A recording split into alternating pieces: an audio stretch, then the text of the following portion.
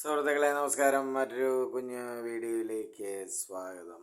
ഇന്ന് ഞാൻ പത്രവാർത്തയുമായി ബന്ധപ്പെട്ടൊരു ചിന്തയാണ് എൻ്റെ പ്രേക്ഷകരുമായി പങ്കുവയ്ക്കാൻ ആഗ്രഹിക്കുന്നത്. മറ്റൊന്നുമല്ല, ഈ പെൺകുട്ടികളെ അല്ലെങ്കിൽ സ്ത്രീകളെയൊക്കെ പീഡിപ്പിക്കുന്ന വാർത്തകൾ അത് പത്രമാധ്യമങ്ങളിൽ നൽകേണ്ടത് അല്ലെങ്കിൽ സമൂഹം അറിയേണ്ടത്, കുറ്റവാളിയെ ഒറ്റപ്പെടുത്തേണ്ടത് ആവശ്യമാണ്.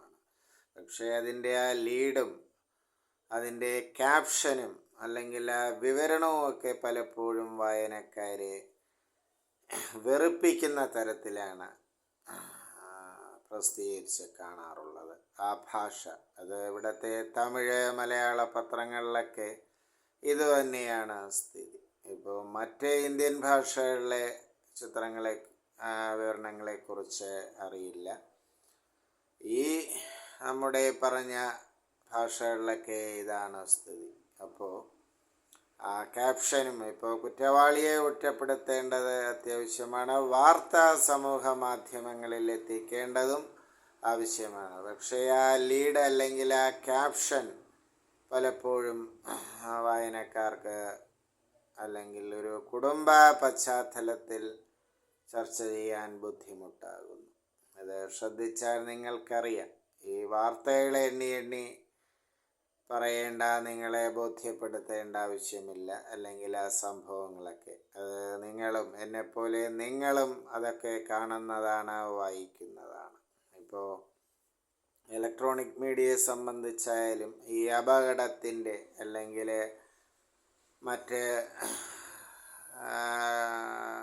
ഈ കൊലപ്പെടുത്തൽ തുടങ്ങിയ വിഷയങ്ങളൊക്കെ ആ ഇലക്ട്രോണിക് മീഡിയയിൽ വരുന്ന ചിത്രങ്ങളും ലോലഹൃദയർക്ക് ബുദ്ധിമുട്ടുണ്ടാക്കുന്നു. ഞാൻ കേട്ടിട്ടുള്ളൊരു കാര്യമാണ്. ഇപ്പോൾ അമേരിക്കൻ ഐക്യനാടുകൾ പോലുള്ള ചില രാജ്യങ്ങളിലൊക്കെ ഇത്തരം ചിത്രങ്ങൾ വാർത്താ മാധ്യമങ്ങളിൽ നൽകുന്നതിൽ നിയന്ത്രണമുണ്ടെന്നാണ് അറിവുള്ളവർ പറഞ്ഞ് കേട്ടിട്ടുള്ളത്. ഈ രംഗത്തെ അറിവുള്ളവർ പറഞ്ഞ് കേട്ടിട്ടുള്ളത്. അവിടെ ഒരു വാർത്താ മാധ്യമം, അത് പത്രമാവട്ടെ ഇലക്ട്രോണിക് മീഡിയ ആവട്ടെ, ഇത്തരം അപകട ദൃശ്യങ്ങളും അല്ലെങ്കിൽ മറ്റ് സംഭവങ്ങളൊക്കെ കൊടുക്കുമ്പോൾ അത്തരം ചില നിയന്ത്രണങ്ങളുണ്ട്. അതായത് ഇത്തരം ക്രൂരത അല്ലെങ്കിൽ ആപത്ത്, അപകടം, ഇത്തരം ദൃശ്യങ്ങളൊക്കെ നൽകാൻ പാടില്ല എന്നൊരു നിയമമുണ്ട് എന്ന് കേൾക്കുന്നു. വാർത്ത വായനക്കാരിൽ എത്തിക്കേണ്ടത് ആവശ്യമാണ്. പക്ഷേ അതിനുപയോഗിക്കുന്ന ഭാഷ, അത് ആ വാർത്ത പകരുന്ന രീതിയിലൊരു ഒതുക്കം ആവശ്യമാണ്.